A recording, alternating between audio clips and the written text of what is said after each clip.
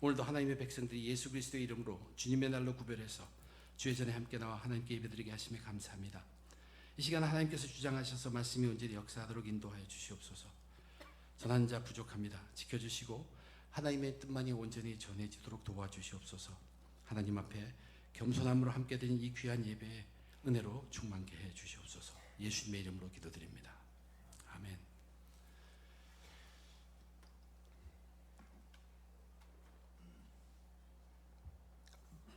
믿음대로 살고 싶은 마음 참 간절합니다. 그런데 저도 그렇고 우리 많은 사람들이 현실적으로 믿음대로 사는 것이 그렇게 쉽지 않다는 것을 많이 경험하고 있습니다.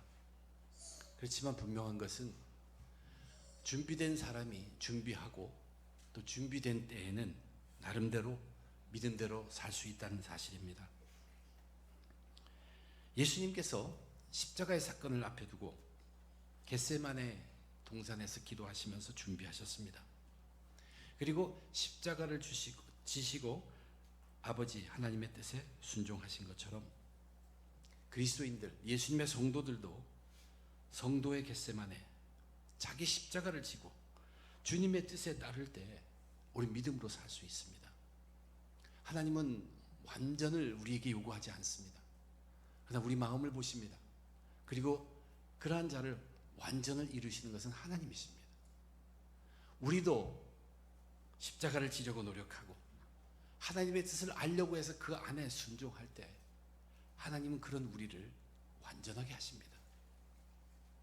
바울이 가이사랴에 있는 빌립의 집에서 거룩한 성도들이 함께 울면서 말리는 가운데에서도 모든 일이 하나님의 주님의 뜻대로 되기를 원하면서 예루살렘으로 가야 함을 더욱 확고히 하고 떠나게 됩니다. 그런 그가 예루살렘에 도착했을 때 예루살렘 교회 형제들은 그를 뜨겁게 환영하며 바울을 맞아 주었습니다. 그러면서도 예루살렘 교회는 바울로 인해 생기게 될 어려움 때문에 이미 고민을 하고 있었고 가능한 한 해결책을 타협 안으로 내놓기까지 합니다. 그것이 당시 교회의 현실입니다. 그들이 제안한 해결 방식이 최선의 방식이었는가 알 수는 없지만 바울은 거기에 그대로 응합니다. 예루살렘 교회의 해결책으로 무사히 일이 잘 마무리되어지려 할 때 막바지에 가서 갑자기 일이 틀어집니다.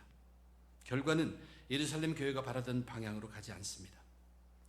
유대인들은 바울을 죽이려고 때리고 결국 로마 군인이 바울을 구출해서 잡아 가두게 됩니다. 그것은 당시 현실의 사회입니다. 당시 사회의 현실이었어요.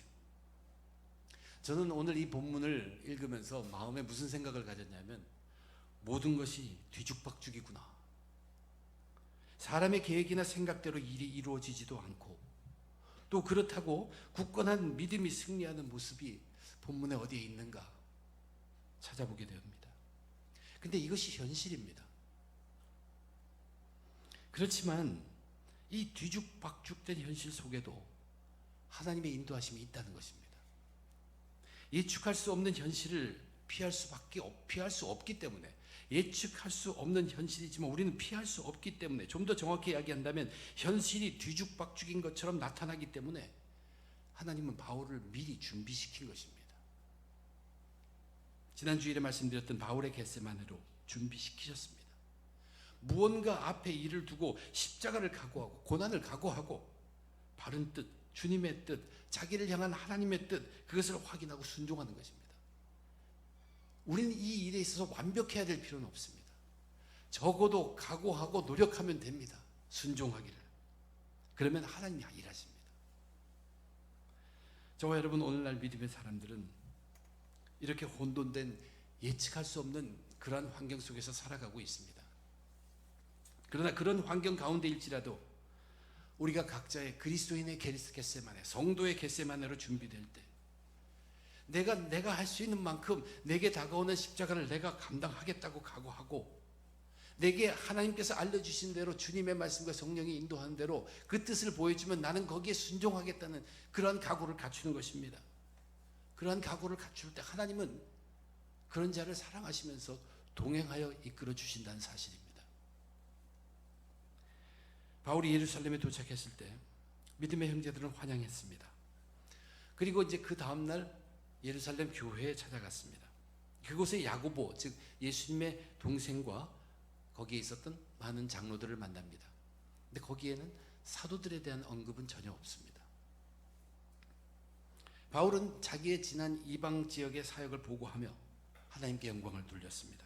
그렇지만 예루살렘 교회는 바울이 교회에 온다는 그 소식만으로 기쁘지만은 않은 걱정거리를 이미 갖고 있었습니다. 그래서 그들은 이제 전도 사역의 보고 후에 바로 그 문제를 같이 논하기 시작합니다. 야고보가 나서서 설명합니다. 예루살렘 교회에 예수 믿는 믿음의 형제들 거의 모두가 다 유대인들입니다. 근데 그 수도 적지 않습니다. 교회는 컸습니다. 수만 명이 된다고 합니다. 근데 그들 모두가 다 율법에 대해서 열심을 갖고 있다는 얘기입니다. 율법에 가서 열심을 갖고 있는 것이 그리스도인으로서 잘못된 것은 아닙니다. 근데 그들이 율법에 대해서 열심을 갖고 있기 때문에 바울에 대해서 좋지 못한 소문을 듣게 되었다는 얘기입니다. 그 소문은 뭐냐면 바울이 율법에 대해서 부정적이라는 얘기예요. 모세를 배반하고 유대 백성들의 아들들에게 할례를 하지 말라고 하고 율법의 관습을 지키지 말라고 가르친다는 것입니다. 이것은 사실이 아닙니다. 우리 사도행전을 공부해 보면서 바울은 모세를 이야기하면 설교를 전했고 디모데를 할례를 시켜서 유대인들을 전도하는 데 사용합니다. 그리고 율법의 관습을 자기도 마음으로 지키고 있는 바울이었습니다. 그런데 바울에 대한 이런 소문을 듣고 있는 유대인 신자들이 이제 바울이 예루살렘 교회에 오게 되면 교회는 분명히 어려워질 것이다, 시끄러워질 것이란 얘기예요. 이것이 걱정이 되어서 그러면 어찌할꼬 그렇게 한탄하며 방안을 제시합니다. 이것은 일종의 타협안이기도 합니다. 당시에 4명의 사람들이 서원해서 정결 예식을 행하고 있는 중이옵니다. 그리고 한 일주일 뒤면 그것이 마감하게 됩니다. 마치게 되어 있습니다. 이 정결 예식이라는 것은 나시린의 정결 예식으로 민수기 6장에 기록되어 있는 일정 기간 동안 정결하게 지낸 뒤에 이제 마지막 날에는 머리를 삭발합니다. 그리고 번제물과 속죄제물과 화목제물 그것과 함께 그 머리카락을 절차에 맞게 다 드리는 그 예식으로 마치게 되어 있습니다. 근데 그렇게 바치게 되는 그 번제물, 속죄제물, 화목제물 이 희생제물들이 굉장히 많습니다. 값이 많이 든다는 얘기예요. 비용이 많이 듭니다. 머리를 자르는 비용을 내가 내라는 것이에요. 사도 바울 보고 내라는 것이에요. 바울이 그 비용을 다 감당한다면 지금 유대인 신자들은 그들 사이에 떠도는 소문들을 잠잠하게 할 수 있지 않을까. 아, 바울도 율법을 저렇게 기꺼이 지키는 사람이구나. 소문과 다르구나. 그것을 원하는 것입니다. 그런데 야고보의 이러한 설명이 우리들에게 무엇을 알려줍니까? 예루살렘 교회에서 초대교회에 있었던 아름다운 모습이 다 사라졌다는 것이에요.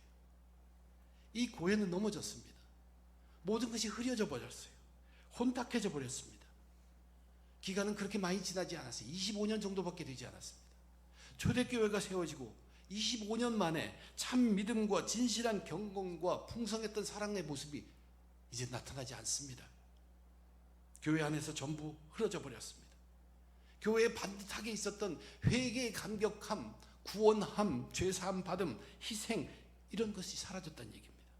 오순절 성령의 충만함으로 시작해서 내 것 너의 것 가리지 않고 함께 나누며 믿음으로 살았던 믿음 공동체의 사랑의 모습, 희생의 모습은 없어지고 자기 의를 내세우기 좋아하는 외형적 유대교의 겉보기 경건함이 교회 안에 대세가 되어버린 것이에요. 지도자들조차도 그것을 깨우치지 못하고 있다는 얘기입니다. 초대교회는 십자가에 돌아가신 우리들이 죽인 예수 그리스도 그분 앞에 나와서 죄를 회개하던 뜨거움으로 시작된 교회입니다. 지금 그들 예루살렘 교회의 신자들은 다른 유대인들과 차이가 있다면 단지 그런 예수를 들어 안다는 사실밖에 없게 되었습니다. 그들에게 예수 믿는 믿음이 있다고 해도 그들에게는 율법에 대한 열정이 우선이고 예수 믿는 것은 2차적으로 되어버렸다는 얘기입니다. 신자의 수는 수만 명이 되어 교회는 커졌습니다. 그럴지라도 교회는 교회의 모습을 잃어버렸습니다. 교회는 넘어졌습니다. 지도자들마저도 굳건한 믿음에 서지 못한 것이 분명히 드러나 있는 안타까운 당시 예루살렘 교회의 현실을 우리들에게 보여주고 있습니다. 바울의 굳건한 믿음을 본받으려 그가 왔으면 그 앞에 다시 그 모습을 보고 그들은 무릎 꿇고 회개했어야 합니다. 그것이 먼저 해야 할 일입니다. 그런데 그들은 어떻게 하면 그를 달래서 겉으로 보는 유대교적 행위로 어려움을 넘겨보려는, 그래서 자기가 지금 치리하고 있는 이 교회를 안정되게 유지해 보려는 지도자들의 모습을 우리는 오늘 본문에서 분명히 봅니다. 그러면서도 말씀의 마감은 어떻게 짓습니까? 지금 예루살렘 교회는 네가 전도하는 이방 교회를 그대로 편지 보낸 대로 지지하고 있다고 하면서 그 말씀을 마쳤습니다. 이것이 당시 슬픈 교회의 현실입니다. 그런데 여기 한 가지 더 놀라운 것은 바울이 이 제안에 아무 의견 없이 그대로 제안을 받고 따른다는 사실입니다. 바울의 믿음으로 보나 바울의 성격으로 보나 도저히 간과할 수 없는 혼돈된 교회의 모습이요 잘못된 교회 지도자의 모습이지만, 바울은 야고보의 제안대로 정결의식에 참여해서 비용을 자기가 부담하고 희생 제물을 바칠 것을 약속하고 그대로 행합니다. 많은 사람들이 오늘의 이 본문을 놓고 바울의 이 행위를 보고 그도 실수하고 잘못했다고 지적합니다. 왜 그렇습니까? 그의 믿음대로 행하지 않았기 때문입니다. 그의 믿음이라는 것이 무엇입니까? 오직 우리는 믿음으로 구원을 받는다는 것이에요. 구원받는 것은 죄 문제를 해결받는 것이에요. 근데 지금 여기에서는 죄 문제 해결을 동물 희생 제사를 드리는 것으로 구원받으려고 하는, 죄를 씻으려고 하는 모습을 보여주고 있다는 얘기예요. 혹시나 나중에 이런 기록이 남으면 믿음의 사람들이 바울도 그랬다고 하면서 그러지 않을까? 이것은 잘못된 것이라고 얘기할 수 있습니다. 믿음은 오직, 구원이라는 것은 오직 예수 믿는 믿음으로 인한다는 것을 뚜렷하게 주장한 바울이었는데 어떻게 그가 여기서 이렇게 할 수 있겠느냐? 그렇게 따진 것입니다. 그러나 이것은 여기서 우리가 보는 것은 누가 맞았고 누가 틀렸고 누가 잘했고 누가 잘못했다는 것을 가리기 위한 것이 절대 아니라는 것을 먼저 알아야 합니다. 바울이 당시 자신 앞에 있던 현실에서 야고보의 제안을 그대로 따른 것은 바로 그가 그 앞에서 자신의 겟세마네로 준비한 결과라는 것을 보여주고 있습니다. 다른 것 아닙니다. 이 결과가 무엇이든 그는 죽음을 각오하고 주님의 명령에 따르기 위해서 순종해서 내린 결정이라는 것입니다. 그것이 그런 마음으로 준비한 결정이라면 그 내용이 어떤 일이든 주님은 그것을 받으십니다. 주님이 받으시면 그 주님은 어떤 일이든 그것을 가지고 선을 만드실 수 있는 능력이 있으십니다. 우리는 오늘 성경에서 그것을 보는 것입니다. 그가 실수했다 틀렸다가 아닙니다. 그는 겟세마네 그 정신으로 기도하고 준비하고 내린 결정이기 때문에 이것은 주님께서 받으셨다는 얘기입니다. 바울은 자신이 믿음대로 한다면서 여기서 화를 버럭 내실 수도 있고, 그래서 일장 설교를 할 수도 있고, 아니면 사람들 보기에는 믿음을 버린 것처럼 타협하는 행위로 나타날 수도 있습니다. 그러나 그는 그 무슨 결정이든 죽음을 각오하고 주님께 순종하는 마음으로 내린 결정이라는 것을 우리는 알아야 합니다. 사람들 보기에 무모할 수도 있고 아니면 사람들 보기에 치사하게 보일 수도 있지만 그는 겟세마네로 준비되고 행한 결정이기 때문에 주님은 그의 결정이 무엇이든 그것을 받으시고 주님은 능히 그것을 가지고 하나님의 선함을 이룰 수 있는 분이란 얘기예요. 사람들은 보이는 것만 가지고 어떤 때는 무모할 정도로 과감했다고 칭찬하기도 하고, 사람들은 얼마든지 자기들 눈에 타협한 것으로 보인다고 비난할 수 있습니다. 그러나 주님은 그런 것을 보지 않습니다. 주님은 지금 어떤 마음으로 그 결정이 내려지는지를 아십니다. 이것이 중요하다는 얘기예요. 그러므로 저와 여러분 우리들이 할 수 있는 것이 있습니다. 그것은 뭐냐면 우리도 성도의 겟세마네로 항상 준비하는 것입니다. 성도의 겟세마네가 무엇일까? 우리는 고난받게 되어 있습니다. 내 십자가 내가 감당할 수 있는 만큼 내가 점점 더 믿음이 자라서 더 큰 고난도 견디겠지만 나도 고난을 각오하겠다. 내 뜻 완전히 모르지만 그래도 말씀과 성령이 나를 보게 하시고 듣게 하시고 묵상하게 하시니 그 뜻에 순종하겠다. 이 노력입니다. 이것이 성도들의 겟세마네예요. 믿음의 사람 바울이 그는 자유인이라고 얘기합니다. 그러나 지금 유대인들의 법에 묶인 것처럼 행동하는 이유는 그들을 얻고자 함입니다. 이방 선교가 점점 왕성하게 될 때, 에베소에서 너무나 폭발적으로 이방 선교가 잘 될 때, 바울은 자기 동족을 갑자기 생각하기 시작합니다. 자기 동족 유대인들이 너무나 안타까웠습니다. 그들이 복음에서 멀어져 가는 것이 너무나 안타까워서 그때부터 나는 예루살렘으로 가야겠다고 생각하기 시작합니다.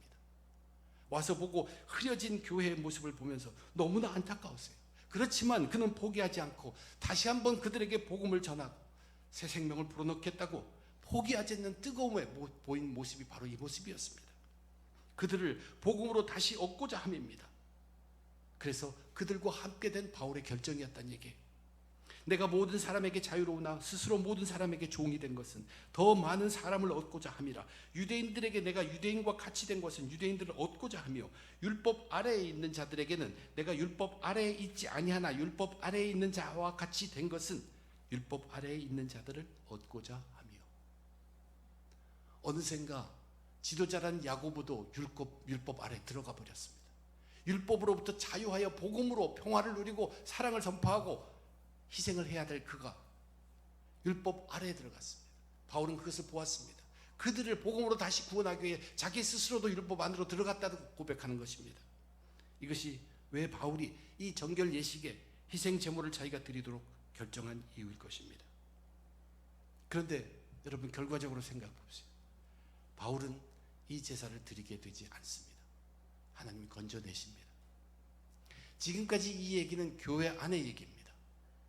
이제부터 이 이야기는 교회를 포함한 그 사회 전체의 얘기입니다.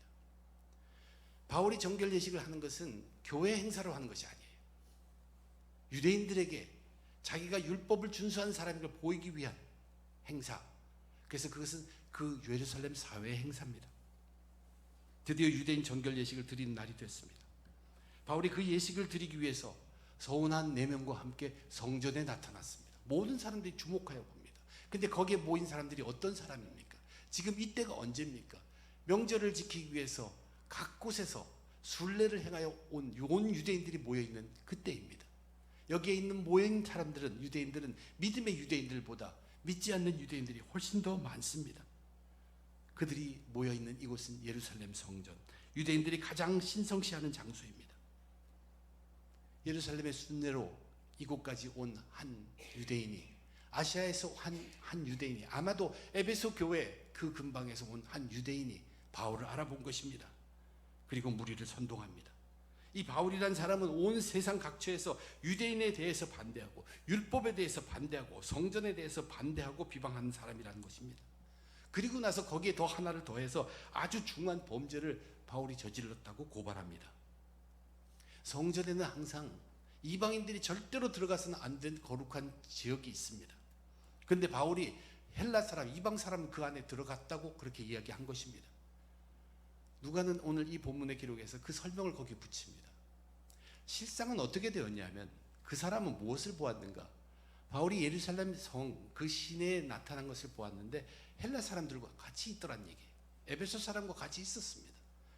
그러니까 그가 이제 그것을 보고서 꼬투리 잡은 것입니다. 저 이방인을 데리고 성전에 들어갔다. 들어가지 못할 장소까지 들어갔다. 이 말을 들은 그 온 세상 유대인들이 이것보다 더한 죄는 없다는 얘기예요. 굉장히 심각한 죄라는 얘기입니다. 그래서 선동되어서 바울을 죽이려고 성전 밖으로 끌어나갑니다. 성전 문이 꽉 닫혔다고 했죠. 이건 폭도들이 막 죽이려고 하니까 레위 사람들이 성전을 보호하기 위해서 문을 닫은 것입니다. 그런데 이 소동을 알게 된 로마 군인 천부장이 나타나서 바울과 그 폭도들을 갈라놓습니다. 바울을 체포합니다. 고랑을 채웠다. 2개의 고랑을 채웠다. 손과 발일 것입니다. 그리고 그 천부장이 그 사람들에게 이유를 묻습니다. 유대인들에게 이유를 묻는데 유대인들은 자신들이 왜 그렇게 하는지조차도 잘 모르고 있었습니다. 예수님이 처형당할 때 그 모습과 똑같습니다.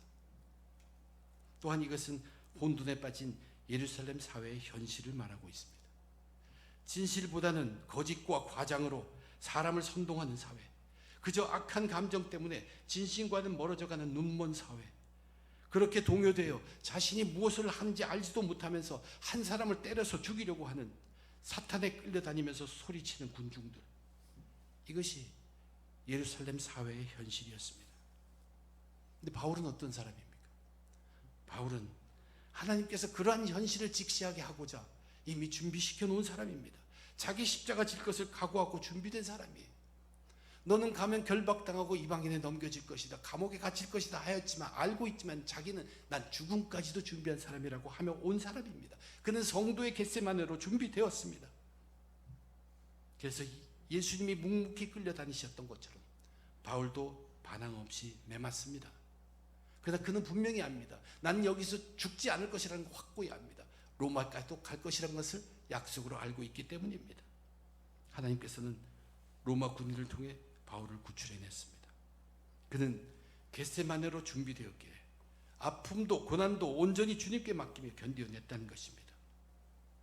이렇게 오늘의 본문을 보면 흐트러진 교회를 보여주고 혼돈된 사회를 분명히 보여주지만, 그러한 본문 가운데서도, 그 가운데서도 조금도 흔들리지 않고 빛나고 있는 한 가지를 저 여러분들에게 분명하게 보여주고 있습니다.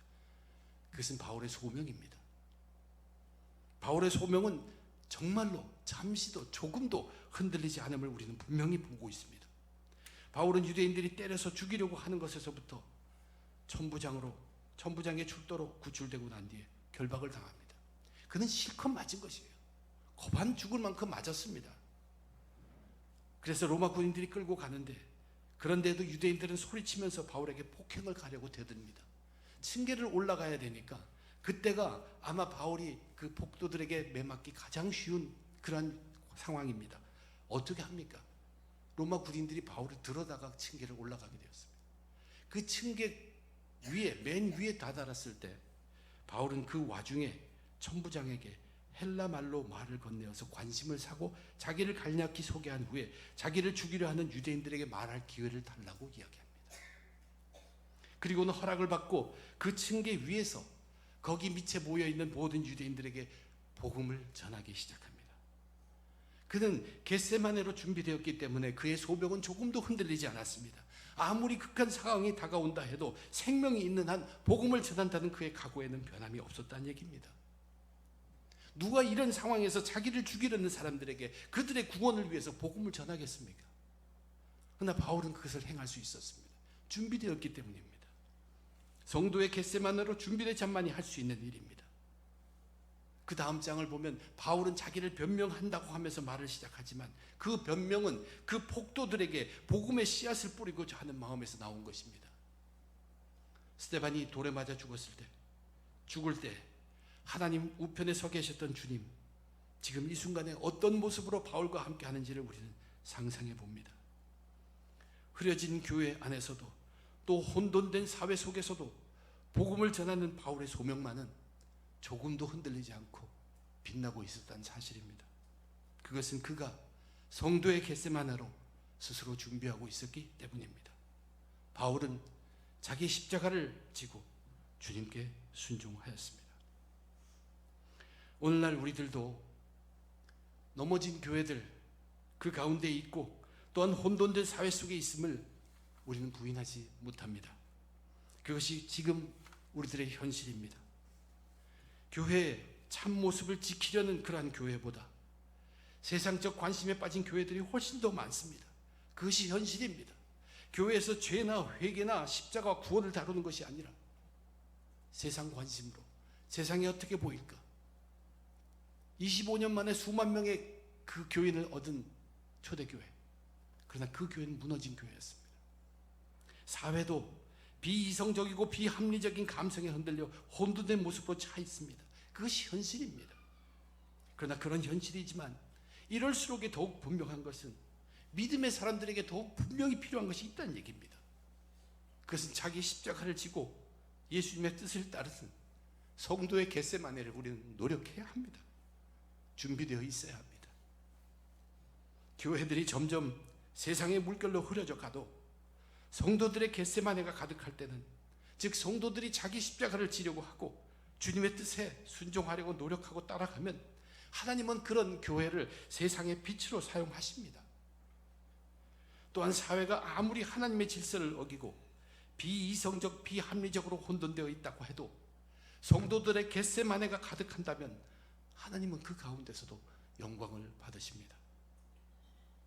우리가 믿음으로 살려면 고난을 각오해야 합니다. 그리고 또한 말씀과 성령으로 그 말씀과 성령이 들려주는 주님의 뜻을 알고 순종해야 합니다. 고난과 순종입니다. 예수님이 너희들이 나를 따르려거든 자기를 부인하고 자기 십자가를 지고 나를 따르라, 나를 따르라, 내 뜻에 순종하라, 그 뜻입니다. 성도들의 겟세마네가 절실한 오늘의 현실입니다. 저와 여러분, 우리들도 말씀의 왕성함과 성령 충만의 믿음으로 자기 십자가를 지고 주님의 뜻을 따르는 성도님들 다 되시기를 주님의 이름으로 축원드립니다. 기도하겠습니다. 하나님, 세상에 그리스도인으로 산다고 하면서 혹 그리스도인으로 살면 세상에서 남들보다 더 잘 살지 않을까, 더 편하게 살지 않을까, 그런 마음 버리게 해 주시옵소서. 주님의 뜻을 따를 수 있도록 참된 그리스도인이 되어 참된 교회의 빛을 세우고 세상에서도 하나님께 영광 받을 수 있도록, 하나님께서 영광 받을 수 있도록 사는 참된 성도가 될 수 있도록 주님, 저희 결심하게 도와주시옵소서. 무엇이 바른 길인지 다시 한번 그리스도인으로서 바르게 알게 해 주시옵소서.